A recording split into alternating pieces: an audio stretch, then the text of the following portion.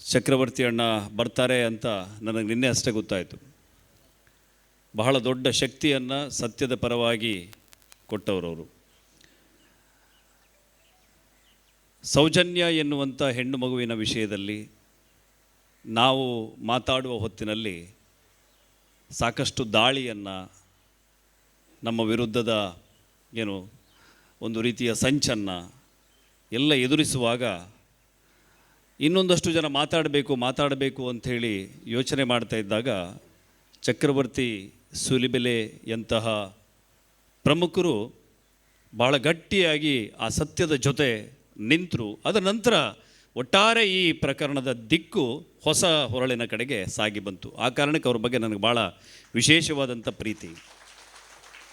ಬಂಧುಗಳೇ, ಸೌಜನ್ಯ ಪ್ರಕರಣಕ್ಕೆ ಯಾಕೆ ಅದನ್ನೊಂದು ವರದಿ ಮಾಡಬೇಕು ಅಂಥೇಳಿ ನಾನು ಹೋದೆ ಅಂತೇಳಿದರೆ, ನನ್ನ ತಂಗಿ ನನಗೊಂದಿನ ಮೆಸೇಜ್ ಮಾಡ್ತಾಳೆ, ಅಣ್ಣ ನೀನು ತುಂಬ ವರದಿಗಳನ್ನೆಲ್ಲ ಮಾಡಿದ್ದೆ, ನಾನು ಪತ್ರಕರ್ತನಾಗಿ ಆಮೇಲೆ ಆ ಪತ್ರಿಕೋದ್ಯಮದ ಕೆಲಸ ಬಿಟ್ಟು ನಾನು ಉದ್ಯಮ ಮಾಡಿಕೊಂಡಿದ್ದೆ.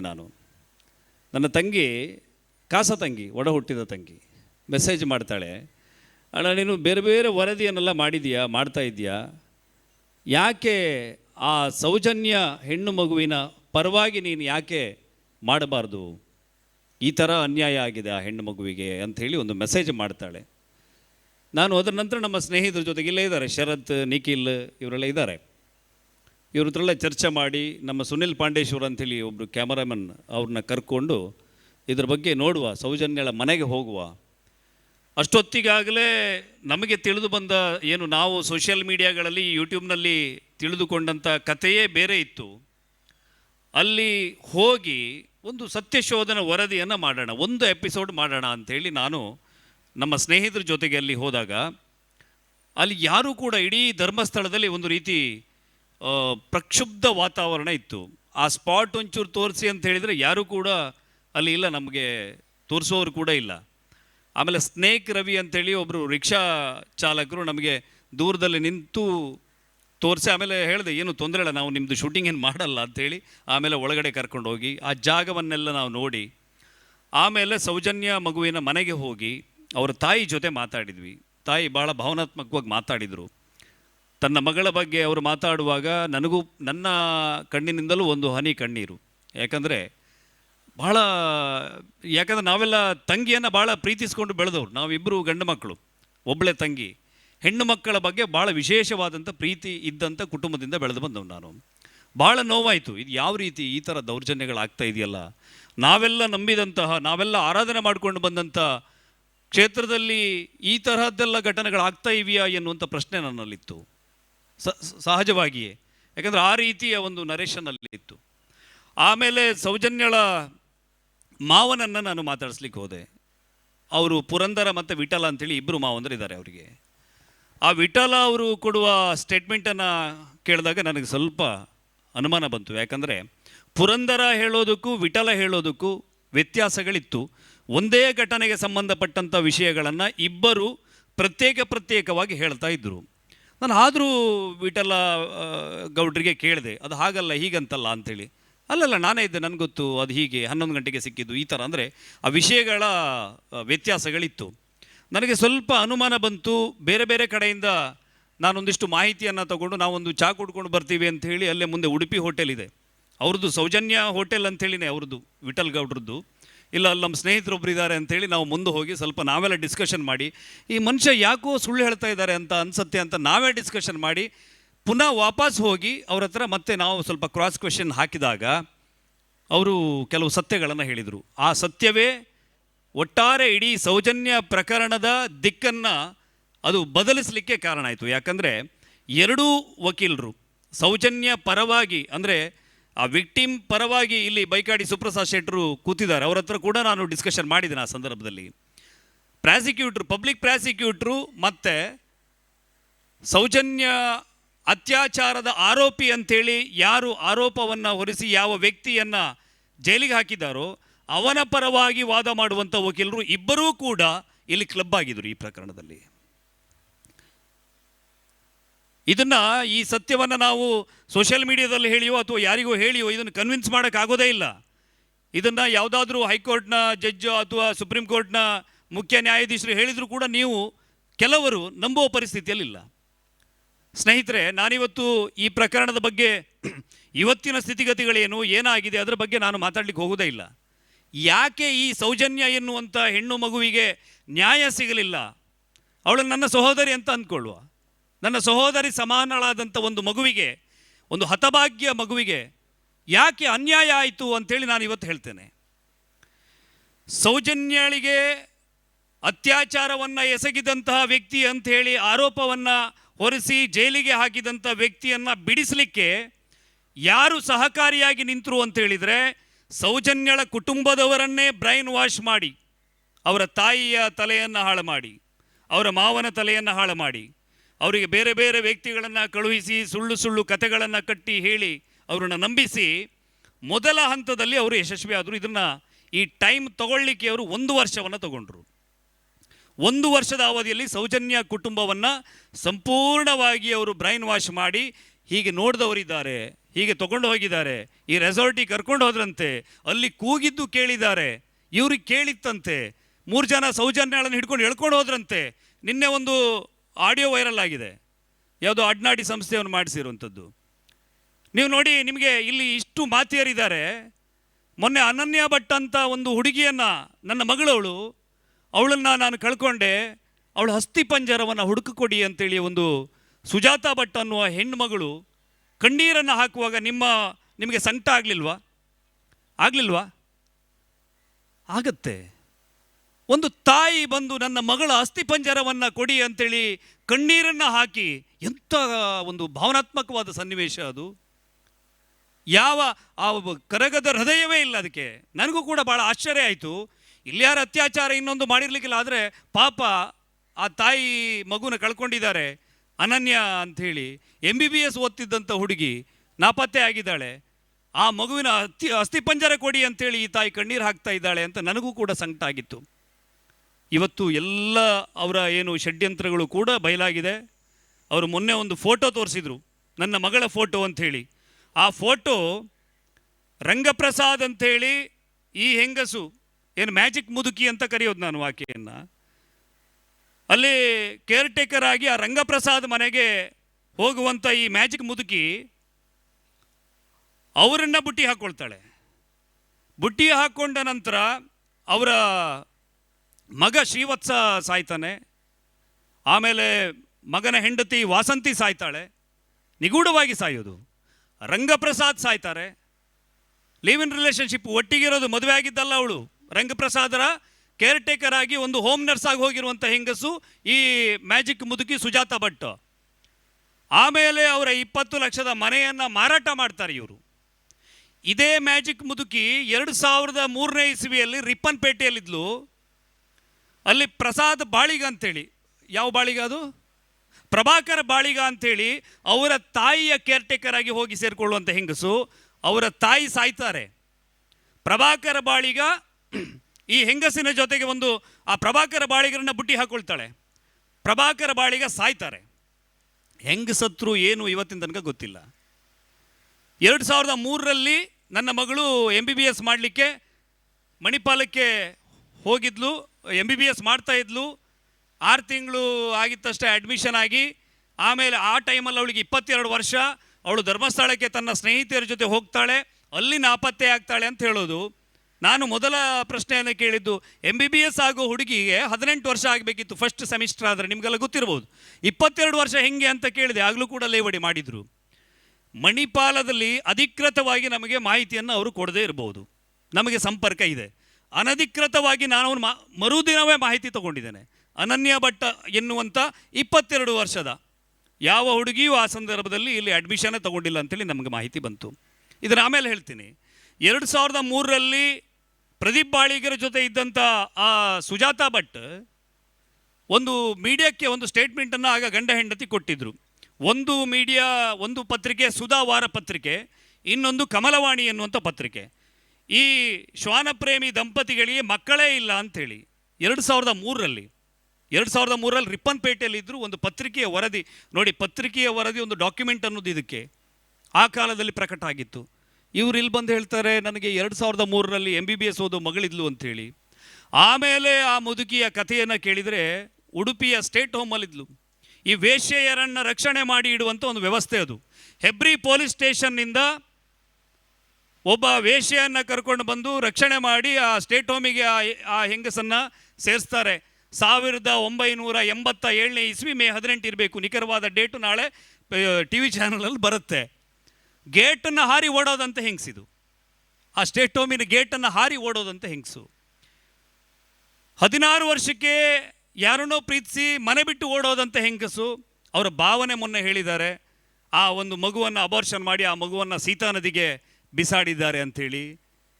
ಮೊನ್ನೆ ಮೀಡಿಯಾದ ಮುಂದೆ ಕೈ ಮುಗಿದುಕೊಂಡು ಕಣ್ಣೀರು ಹಾಕ್ತಾ ನನ್ನ ಮಗಳು ಅನನ್ಯ ಭಟ್ ಅಂತ ಹೇಳುವಾಗ ನಂಬಿದ ನಾನು ಆ ಹೆಂಗಸಿನ ಬಗ್ಗೆ ತೀವ್ರ ಅಸಹ್ಯಕ್ಕೆ, ಆ ಹೆಂಗಸಿನ ಮುಖವನ್ನು ನೋಡಲಿಕ್ಕೆ ನನಗೆ ಅಸಹ್ಯ ಆಗ್ತಿದೆ. ಇವತ್ತೊಂದು ವಿಡಿಯೋ ಹರಿದಾಡ್ತಾ ಇದೆ, 2 ಕಲ್ಲು ಹೊಡೀರಲ್ಲ, ಧರ್ಮಸ್ಥಳಕ್ಕೆ ಹೇಳೋದು 2 ಕಲ್ಲು ಹೊಡೆಯೋಣ, ಜೈಲಿಗೆ ಹೋಗೋಣ ನಾವು, ತೊಂದರೆ ಇಲ್ಲ. ಇವರ ಉದ್ದೇಶ ಏನು ಗೊತ್ತಾ ಬಂಧುಗಳೇ? ಇವರು ನಮ್ಮ ಧರ್ಮಸ್ಥಳ ಎನ್ನುವಂಥ ಶ್ರದ್ಧಾ ಕೇಂದ್ರವನ್ನು ದಾಳಿ ಮಾಡಲಿಕ್ಕೆ, ಅದರ ವಿರುದ್ಧ ಷಡ್ಯಂತ್ರವನ್ನು ರೂಪಿಸುವವರ ಭಾಗವಾಗಿ ದಾಳವಾಗಿ ಬಂದವರು. ಒಬ್ಬ ರೌಡಿ ಹೇಳ್ತಾನೆ, ಧರ್ಮಸ್ಥಳದಲ್ಲಿ ಮಂಜುನಾಥ ಅಣ್ಣಪ್ಪ ಇರುವುದೇ ಸುಳ್ಳು, ನಿಮ್ಮ ಮನೆ ದೈವ ಪಂಜುರ್ಲಿ, ಅಲ್ಲಿ ಪಂಜುರ್ಲಿಯೇ ಇಲ್ಲ ಅಂದರೆ ನಿಮ್ಗೆ ಹೆಂಗಾಗತ್ತೆ? ಮಂಜುನಾಥ ಅಣ್ಣಪ್ಪ ಇರುವುದೇ ಸುಳ್ಳು, ಅಲ್ಲಿಗೆ ಬುಲ್ಡೋಜರ್ ನುಗ್ಸಿ ಅಂತ ಹೇಳ್ತಾನೆ, ಹಾಕಿ ಹೊಡಿರಲ್ಲ ಅದನ್ನಂತ ಹೇಳ್ತಾನೆ. ಇವನು 16,000 ಚದರ ಅಡಿಯ ತಿಮ್ರೋಡಿ ಬೂಡು ಅಂಥೇಳಿ ಕಟ್ಕೊಂಡಿದ್ದಾನೆ.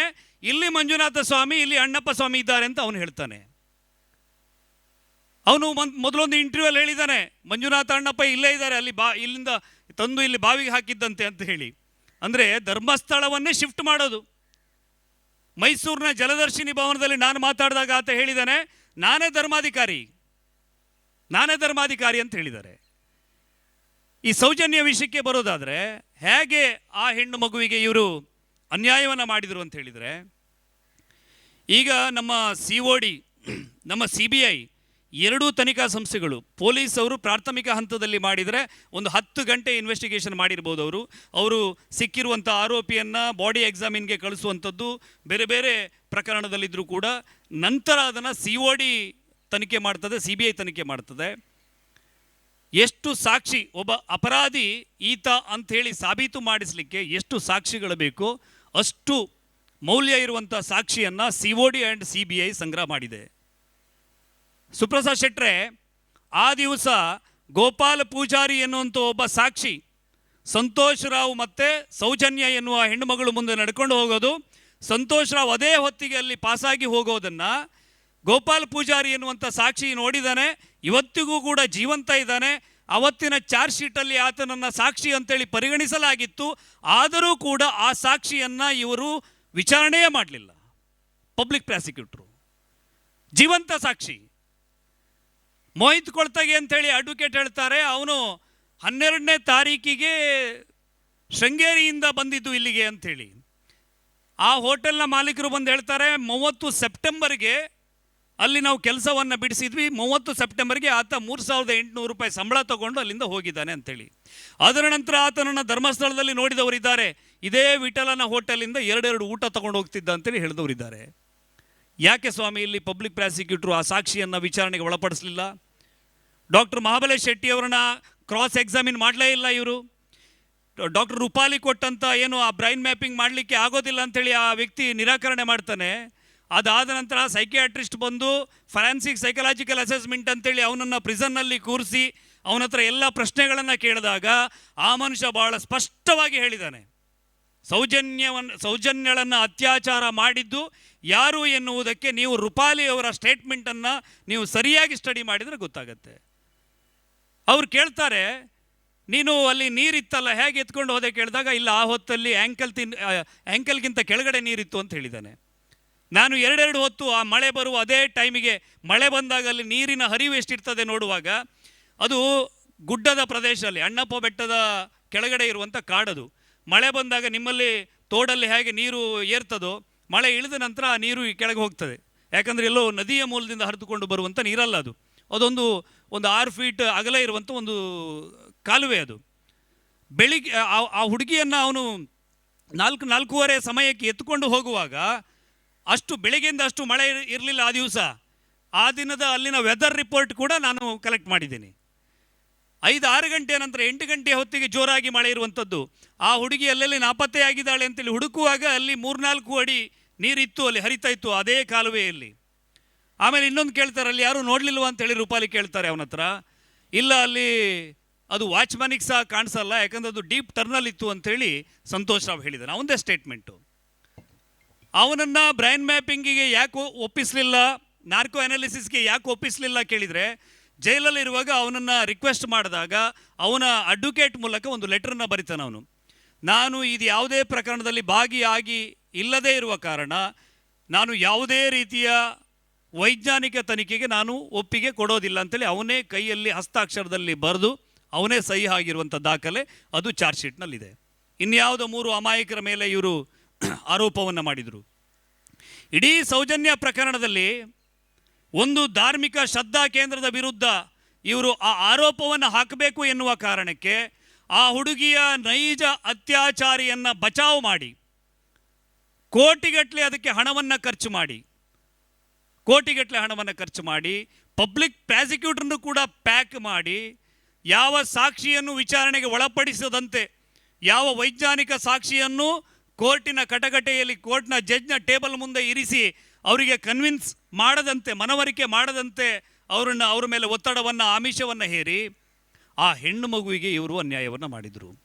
ಹಾಗಾಗಿ ಇವರನ್ನು ನಾನು ಸಂತೋಷ್ ರಾವ್ ಪರವಾದಂಥ ಹೋರಾಟಗಾರರು ಅಂತ ಕರೆಯೋದು. ಯಾರು ಹಾಗಿದ್ರೆ ಸೌಜನ್ಯಳಿಗೆ ಅನ್ಯಾಯ ಮಾಡಿದ್ದು? ಆ ಹುಡುಗಿಯ ಏನು ಆ ವ್ಯಕ್ತಿಯ ಆ ಮಗುವನ್ನು ಎಳೆದುಕೊಂಡು ಹೋಗುವಾಗ ಆತನ ಹಣೆಯ ಮೇಲೆ ಪರಿಚಿದಂಥ ಗಾಯ ಇತ್ತು, ಆತನ ಬೆನ್ನ ಮೇಲೆ ಉಗುರಿನಿಂದ ಪರಿಚಿದಂಥ ಗಾಯ ಇತ್ತು.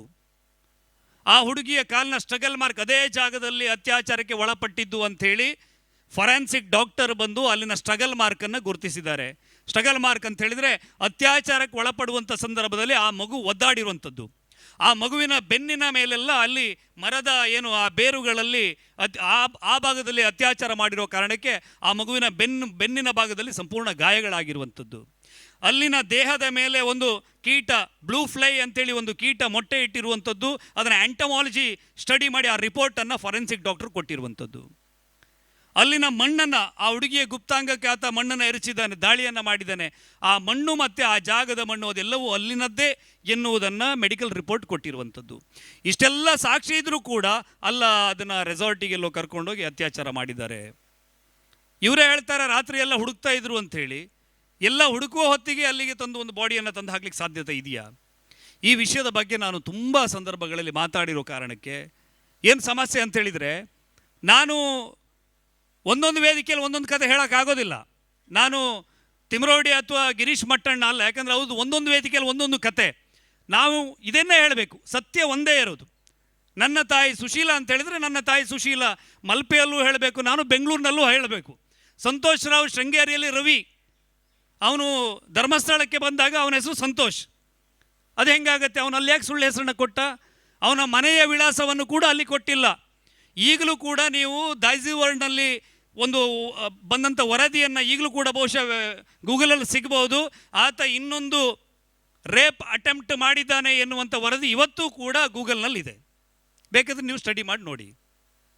ಮಾರ್ನಾಡ್ನಲ್ಲಿ ಒಂದು ಹುಡುಗಿಯನ್ನು ಕೈ ಹಿಡಿದು ಆತ ಎಳೆದಾಗ ಮನೆಯವರು ಅವನಿಗೆ ಹಿಡ್ಕೊಂಡು ಪೊಲೀಸ್ ಸ್ಟೇಷನಿಗೆ ಕೊಟ್ಟು, ಮತ್ತು ಹುಡುಗಿಯ ಏನು ಆ ಗೌರವದ ಪ್ರಶ್ನೆಯ ಕಾರಣಕ್ಕೆ ಅವನ ಮೇಲೆ ಪ್ರಕರಣ ದಾಖಲಿಸಿದ ಪೊಲೀಸರು ಹೊಡೆದು ಕಳಿಸಿದ್ದಾರೆ ಅಂಥೇಳಿ ಅದಕ್ಕೆ ಸಂಬಂಧಪಟ್ಟವ್ರ ಹತ್ರ ಮಾತಾಡಿದ್ರೆ ಅವರು ಹೇಳಿಕೆಯನ್ನು ಕೊಡಲಿಕ್ಕೆ ನಿರಾಕರಣೆ ಮಾಡಿದರು.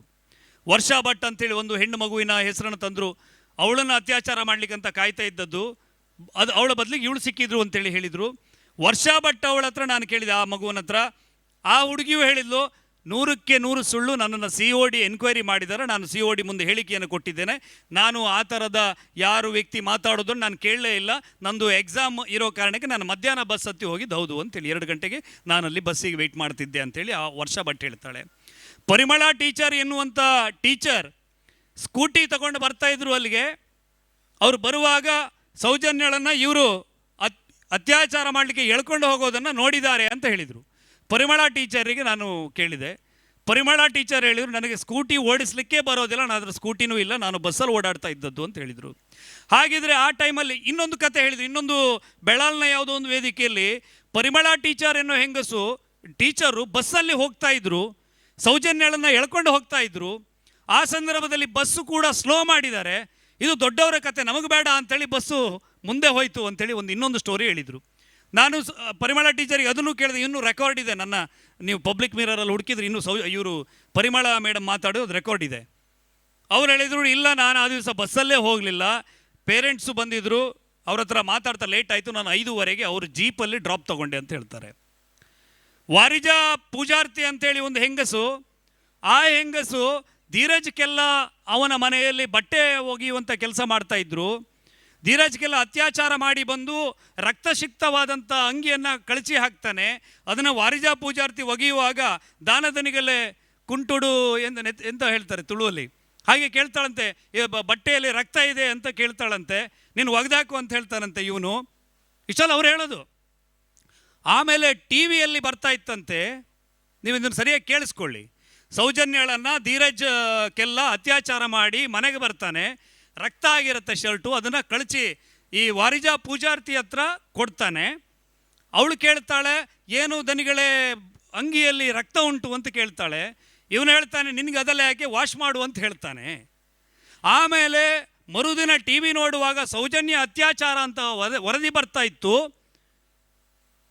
ಇಲ್ಲಿ ನಿನ್ನೆ ರಾತ್ರಿ ಏನು ಧೀರಜ್ಗೆಲ್ಲನ ಹೆಸರು ಅದರಲ್ಲಿ ಬರ್ತಾ ಇತ್ತು. ನಿನ್ನೆ ರಾತ್ರಿ ಶರ್ಟನ್ನು ನಾನು ವಾಶ್ ಮಾಡುವಾಗ ಅದು ಆಗ ಇವನಿಗೆ ಗೊತ್ತಾಗ್ತದೆ, ಓ ನಿನ್ನೆ ರಾತ್ರಿ ನಾನು ರಕ್ತ ಇರುವ ಬಟ್ಟೆಯನ್ನು ವಾಶ್ ಮಾಡಲಿಕ್ಕೆ ಇವಳಿಗೆ ಹೇಳಿದೆ, ಇವಳಿನ್ನು ಇಡೀ ಊರು ತುಂಬ ಹೋಗಿ ಹೇಳ್ತಾಳೆ, ಹಾಗಾಗಿ ಇವಳನ್ನು ಕೊಲ್ಲಬೇಕು ಅಂತೇಳಿ ಆತ ನಿರ್ಣಯ ಮಾಡ್ತಾನೆ, ವಾರಿಜಾ ಪೂಜಾರ್ತಿಯನ್ನು ಬಾವಿಗೆ ದೂಡಿ ಕೊಲ್ತಾನೆ ಅಂತೇಳಿ ಹೇಳಿದರು. ಈ ಕತೆ ಇವತ್ತು ರೆಕಾರ್ಡ್ ಇದೆ. ಇವರು ಹೇಳಿದ್ದು ಮೂರು ರೀತಿಯಲ್ಲಿ ಹೇಳಿದ್ದು. ಇದನ್ನು ಸ್ಟಡಿ ಮಾಡ್ತಾ ಹೋದಾಗ ವಾರಿಜಾ ಪೂಜಾರ್ತಿ ಅಲ್ಲ, ಅವರು ವಾರಿಜಾ ಆಚಾರ್ತಿ ಅಂತೇಳಿ ನಮಗೆ ಗೊತ್ತಾಗುತ್ತದೆ. ಯಾಕೆ ಇವರು ಪೂಜಾರ್ತಿ ಅಂತ ಮಾಡಿದರು ಅಂತ ಹೇಳಿದರೆ, ಸಂಖ್ಯೆಯಲ್ಲಿ ಬಹುಸಂಖ್ಯಾತರಾದಂಥ ಬಿಲ್ಲವರನ್ನು ಧರ್ಮಸ್ಥಳದ ವಿರುದ್ಧ ಎತ್ತಿ ಕಟ್ಟಲಿಕ್ಕೆ, ಒಂದು ಪೂಜಾ ರ್ಯಾಂಕ್ಸನ್ನು ಇವರು ಜನರು ಕೊಂದು ಹಾಕಿದ್ರು ಅನ್ನೋ ರೀತಿ ಒಂದು ಪ್ರೊಪಗಂಡ ಮಾಡಲಿಕ್ಕೆ. ಆಮೇಲೆ ವಾರಿಜಾ ಆಚಾರ್ತಿ ಅವರ ಮಗನ ಹತ್ರ ಹೋಗಿ, ಅವರ ಅತ್ತಿಗೆ ಮಗನ ಹತ್ರ ಹೋಗಿ ಹರೀಶಾಚಾರಿ ಅಂತೇಳಿ ಈಗಲೂ ಇದ್ದಾರೆ, ಅವ್ರು ಮಾತಾಡಿದ ರೆಕಾರ್ಡ್ ಇದೆ, ನೀವು ನೋಡ್ಬೋದು. ನಾನು ಇಲ್ಲಿ ನಿಂತ್ಕೊಂಡು ನಿಮ್ಮ ಏನು ಸಾನ್ನಿಧ್ಯದಲ್ಲಿ ನಿಂತ್ಕೊಂಡು ಸುಳ್ಳು ಹೇಳಿ ಸುಲಭವಾಗಿ ಹೋಗ್ಲಿಕ್ಕೆ ಆಗೋದಿಲ್ಲ. ಅಲ್ಲಿ ಕೇಳಿದಾಗ ಹೇಳ್ತಾರೆ, ನಮ್ಮ ವಾರಿಜಾ ಆಚಾರ್ತಿಯವರು ಧೀರಜ್ಗೆಲ್ಲ ಅವರ ಮನೆಯಲ್ಲಿ ಬಟ್ಟೆ ಒಗೆಯುವ ಕೆಲಸ ಮಾಡ್ತಾ ಇರಲಿಲ್ಲ. ಅದು 1.5 ವರ್ಷದ ಹಿಂದೆ ಅವರ ಮನೆಗೆ ಹೋಗ್ತಾ ಇದ್ರು. 1.5 ವರ್ಷದ ಹಿಂದಿನಿಂದ ಅವರಿಗೆ ಗರ್ಭಕೋಶದ ಸಮಸ್ಯೆ ಇತ್ತು.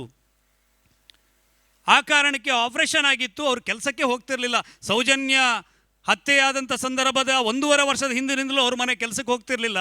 ಮತ್ತು ಅವರು ಬಟ್ಟೆ ಒಗೆಯೋ ಕೆಲಸ ಮಾಡ್ತಾ ಇದ್ದದ್ದಲ್ಲ, ಅವರು ಮನೆಯಲ್ಲಿ ಬೀಗ ಹಾಕ್ಕೊಂಡು ಎಲ್ಲಾದರೂ ಹೊರಗಡೆ ಹೋಗುವಂಥ ಕಾರ್ಯಕ್ರಮಕ್ಕೆ ಹೋಗುವ ಸಂದರ್ಭ ಇದ್ದಾಗ ಅವರು ಮನೆಯಲ್ಲಿ ಮನೆಯ ಸದಸ್ಯರಾಗಿ, ನಿಮ್ಮಲ್ಲೆಲ್ಲ ಇರಲ್ವಾ, ನೀವು ಯಾರಾದರೂ ಮದುವೆಗೆ ಇನ್ನೊಂದು ಫಂಕ್ಷನಿಗೆ ಹೋಗುವಾಗ ಪಕ್ಕದ ಮನೆಯವರು ಬಂದು ನೋಡ್ಕೊಳ್ಳಿಕ್ಕೆ, ಆ ರೀತಿ ಮನೆಯಲ್ಲಿ ಇದ್ದವರು, ಮನೆಯಲ್ಲಿ ಮಕ್ಕಳಾದಾಗ ಅದರ ಲಾಲನೆ ಪಾಲನೆ ಮಾಡ್ಕೊಂಡಿದ್ದಂಥವ್ರು ವಾರಿಜಾ ಆಚಾರ್ತಿ ಅಂತೇಳಿ ಗೊತ್ತಾಗತ್ತೆ. ಮತ್ತು ಧರ್ಮಸ್ಥಳಕ್ಕೂ ವಾರಿಜಾ ಆಚಾರ್ತಿಯವರ ಪಿಲ್ಯಕ್ಕೂ 35 ಕಿಲೋಮೀಟ್ರ್ ವ್ಯಾಪ್ತಿ ಡಿಸ್ಟೆನ್ಸ್ ಇದೆ ಅಂತ ಗೊತ್ತಾಗುತ್ತೆ.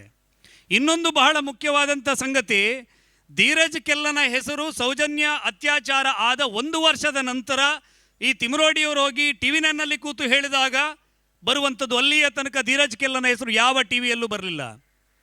ಹಾಗಿದ್ರೆ 1 ವರ್ಷದ ತನಕ, ನಾನು ಚಕ್ರವರ್ತಿಯವರು ಮಾಡಿದ ಸಂದರ್ಶನದಲ್ಲಿ ಹೇಳಿದ್ದೆ, 1 ವರ್ಷದ ತನಕ ರಕ್ತಸಿಕ್ತವಾದಂಥ ಶರ್ಟನ್ನು ಧೀರಜ್ಗೆಲ್ಲ ಫ್ರಿಜ್ಜಲ್ಲಿ ಇಟ್ಕೊಂಡಿದ್ದ ಅಂತೇಳಿದರೆ ಇವರು ಯಾವ ರೀತಿ ಸುಳ್ಳುಗಳ ಮೇಲೆ ಸುಳ್ಳನ್ನು ಸೃಷ್ಟಿ ಮಾಡಿದರು ಅಂತ ಹೇಳಿದರೆ, ಹೇಳಿರುವಂಥದ್ದು ಪೂರ್ತಿ ಸುಳ್ಳು.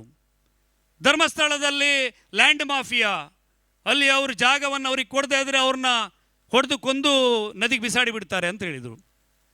ನಿಮಗೆಲ್ಲ ಗೊತ್ತಿರಲಿ, ನಾನು ಈ ವಿಷಯವನ್ನು ಕ್ಲಿಯರ್ ಮಾಡಿ ಮತ್ತೆ ಚಕ್ರವರ್ತಿ ಅಣ್ಣ ಮಾತಾಡ್ತಾರೆ.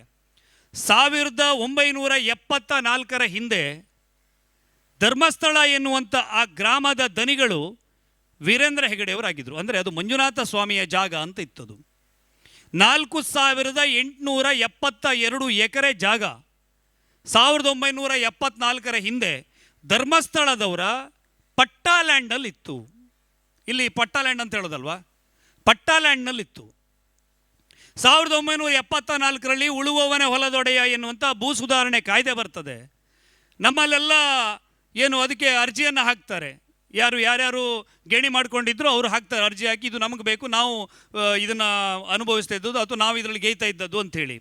ಆದರೆ ಧರ್ಮಸ್ಥಳದಲ್ಲಿ ಆ ಕಾಲಕ್ಕೆ 400 ಒಕ್ಕಲುಗಳಿದ್ದರೂ ಕೂಡ ಒಬ್ಬರು ಕೂಡ ಅದಕ್ಕೆ ಅರ್ಜಿಯನ್ನು ಹಾಕೋದಿಲ್ಲ, ಈ ಜಾಗ ನಮಗೆ ಕೊಡಿ ಅಂಥೇಳಿ. ನೀವು ಕೇಳಿಸ್ಕೊಳ್ಳಿ ಇದನ್ನು.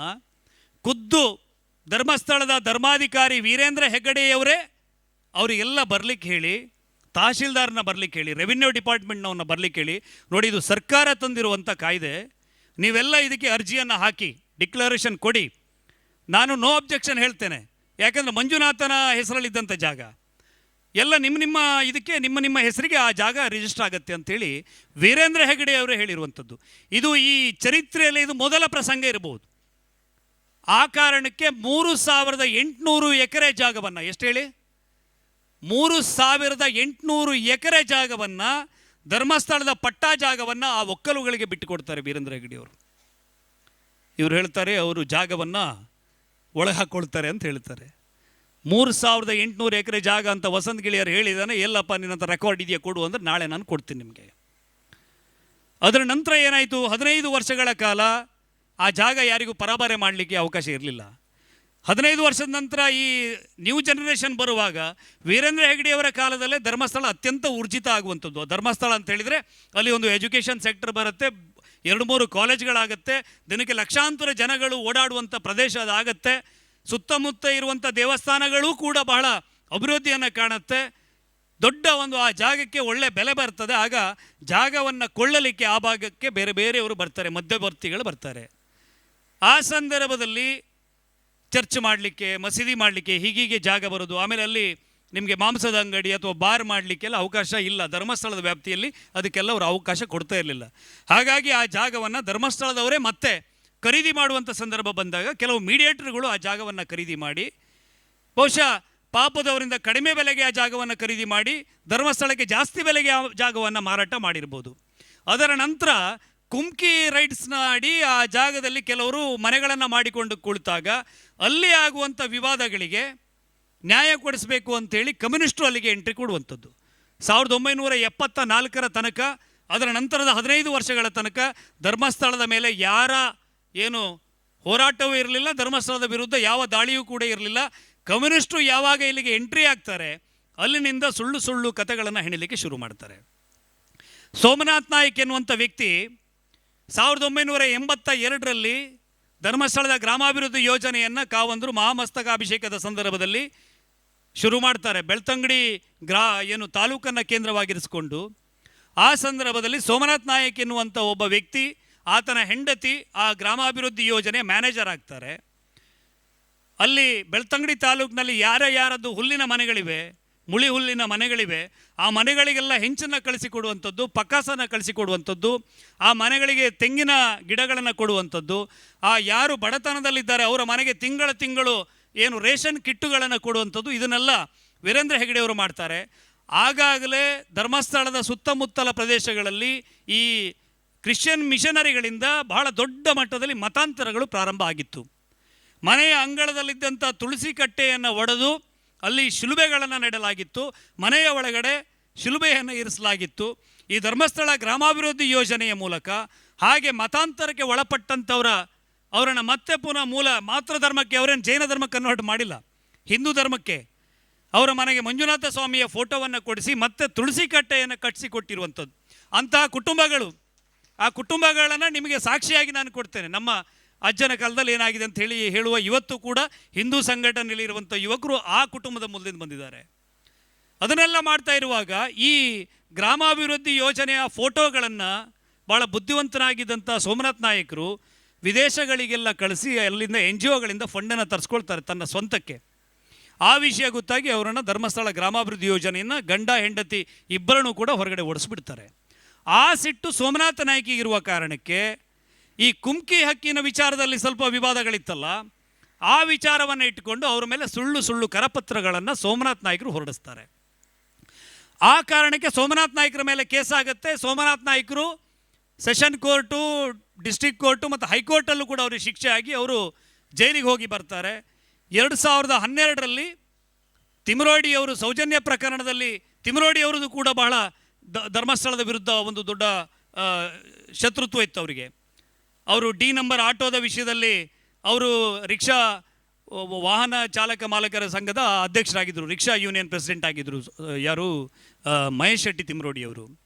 ಧರ್ಮಸ್ಥಳದ ಒಳಗಡೆ ಒಂದು ನಿಯಮ ಇತ್ತು, ಅಲ್ಲಿ ಬಿಜಾಪುರ ಬೇರೆ ಬೇರೆ ಭಾಗದಿಂದ ಬಂದಂಥ ಬಡ ಭಕ್ತರಿಗೆ ಆಟೋದವರು ಬೇಕಾಬಿಟ್ಟು, ಆಟೋದವರು ಜೀಪ್ನವರು ಬೇಕಾಬಿಟ್ಟು ಚಾರ್ಜ್ ಮಾಡ್ತಿದ್ದಾಗ ವೀರೇಂದ್ರ ಹೆಗ್ಡೆ ಅವರು ಕರೆದು, ನೋಡಿ ಆ ಥರ ಬಡವರ ಮೇಲೆ ನೀವು ಹಗಲದವರೊಡೆ ಮಾಡಬಾರ್ದು, ನಮ್ಮಲ್ಲಿ ಒಂದು ನಿಯಮ ಇದೆ, ನೀವು ದರ ಪಟ್ಟಿಯನ್ನು ನಿಮ್ಮ ಗಾಡಿಯಲ್ಲಿ ನೀವು ಹಾಕಬೇಕು, 20 ರೂಪಾಯಿ 10 ರೂಪಾಯಿ ಈ ಥರ ಸೀಮಿತ ಬೆಲೆಯನ್ನು ನೀವು ತೊಗೊಳ್ಬೇಕು, ಅಂಥವ್ರಿಗೆ ನಾವು ಡಿ ನಂಬರ್ ಅಂತೇಳಿ ಕೊಡ್ತೇವೆ, ಅವರು ಮಾತ್ರ ಇಲ್ಲಿ ಧರ್ಮಸ್ಥಳದ ಒಳಗಡೆ ರಿಕ್ಷಾವನ್ನು ಇಡಲಿಕ್ಕೆ ನಾವು ಪರ್ಮಿಷನ್ ಕೊಡ್ತೇವೆ ಅಂತೇಳಿ.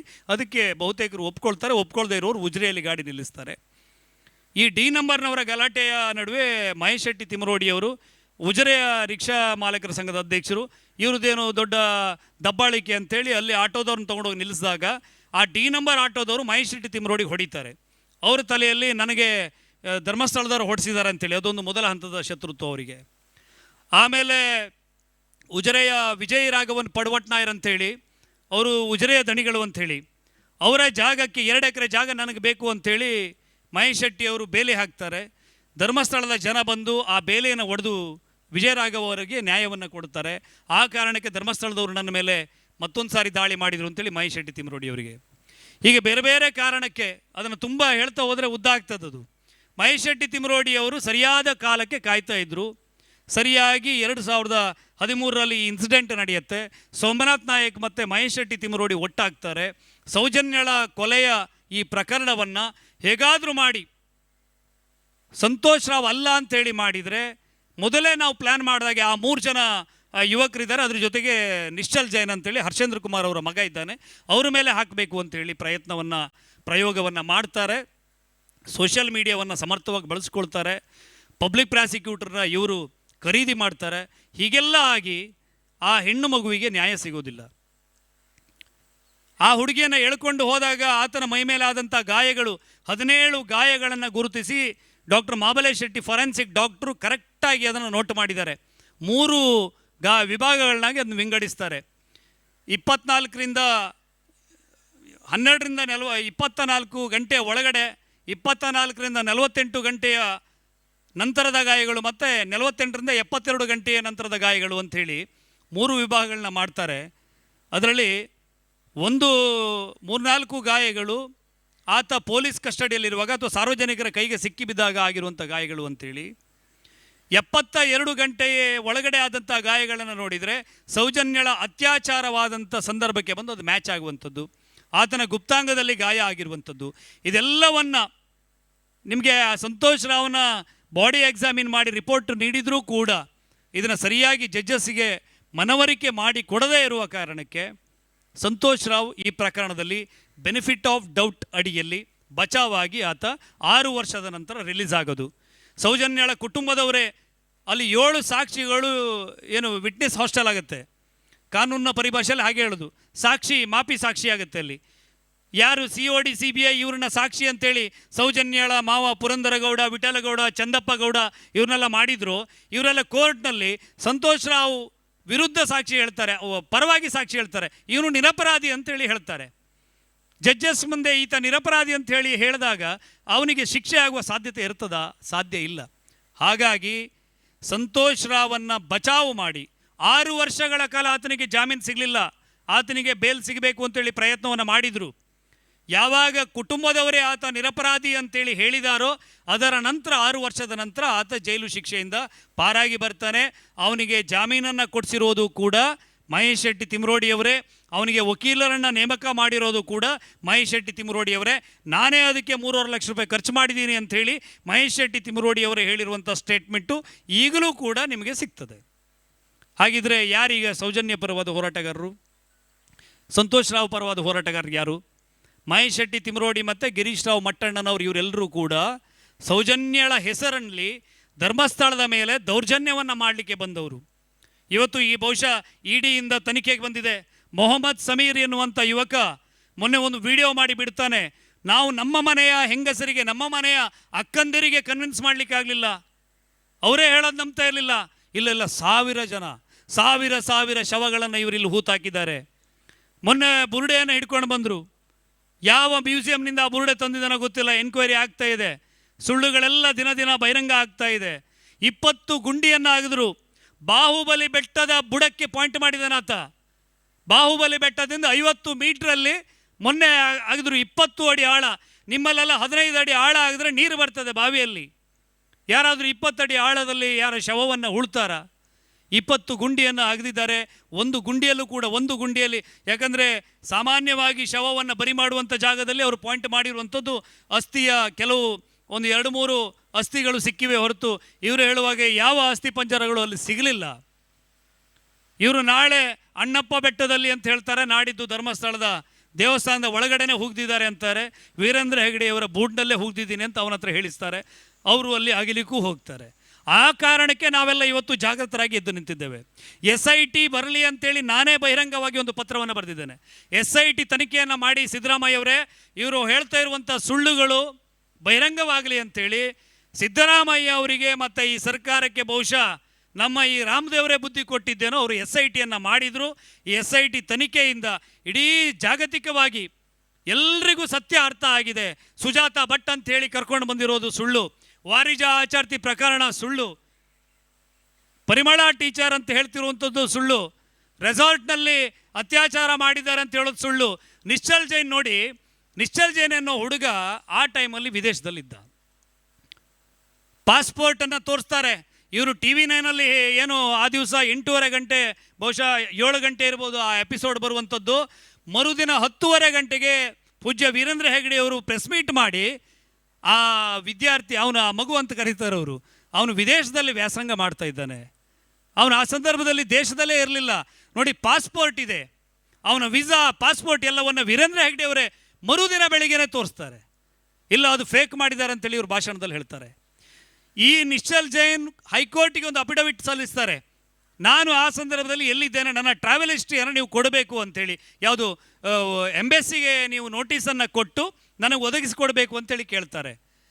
ಅವರು ಕೊಡ್ತಾರೆ. ಅದರಲ್ಲೂ ಸಹ ದಾಖಲೆ ಇದೆ, ಯಾವ ಡೇಟಿಗೆ ಆತ ಟ್ರಾವೆಲ್ ಮಾಡಿದ್ದಾನೆ. ವಿದೇಶದಲ್ಲಿರುವಂಥ ಏನು ವೀಸಾ, ಅಲ್ಲಿನ ಪಾಲಿ ID ಕಾರ್ಡು, ಅವು ಲೈಬ್ರರಿ ಕಾರ್ಡು, ಅಲ್ಲಿ ಕ್ಯಾಂಟೀನಲ್ಲಿ ಬಿಲ್ ಪೇ ಮಾಡಿರುವಂಥದ್ದು, ಟ್ರಾನ್ಸಾಕ್ಷನ್ ಹಿಸ್ಟ್ರಿ, I-94 ಕೂಡ ಆತ ಅಲ್ಲೇ ಇದ್ದ ಎನ್ನುವಂಥ ದಾಖಲೆ, ಎಲ್ಲ ದಾಖಲೆ ಕೊಟ್ಟ ಮೇಲೂ ಕೂಡ ಇಲ್ಲ, ಅದನ್ನು ದುಡ್ಡಿದ್ದವ್ರು ಹೆಂಗೆ ಬೇಕಾದರೂ ಫೇಕ್ ಮಾಡ್ಬೋದು.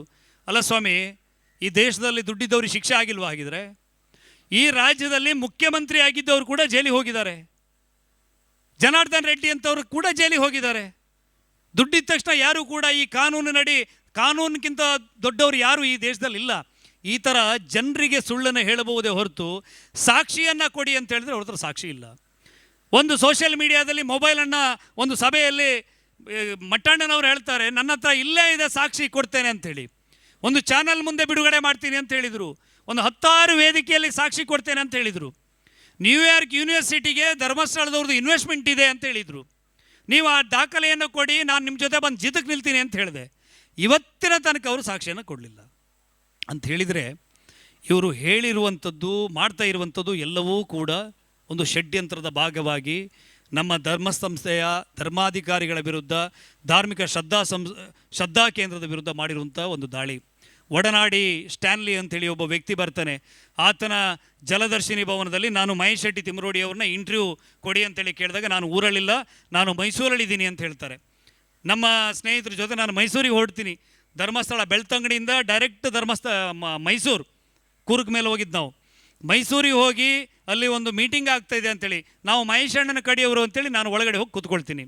ಏನೇನು ಮಾತಾಡಿದ್ದಾರೆ ಅಂತ ಕೇಳಿದರೆ ಎಲ್ಲ ಎಡಪಂಥೀಯ ವಿಚಾರವಂತರು, ಏನು ಪ್ರಗತಿಪರ ಚಿಂತಕರಿದ್ದಾರಲ್ಲಿ, ಅವನ ಪಂಚೆ ಜಾರಿಸಬೇಕು, ಧರ್ಮಸ್ಥಳವನ್ನು ಅಲ್ಲಿ ಧರ್ಮಸ್ಥಳ ಇಲ್ಲ ಅಂಥೇಳಿ ಮಾಡಬೇಕು,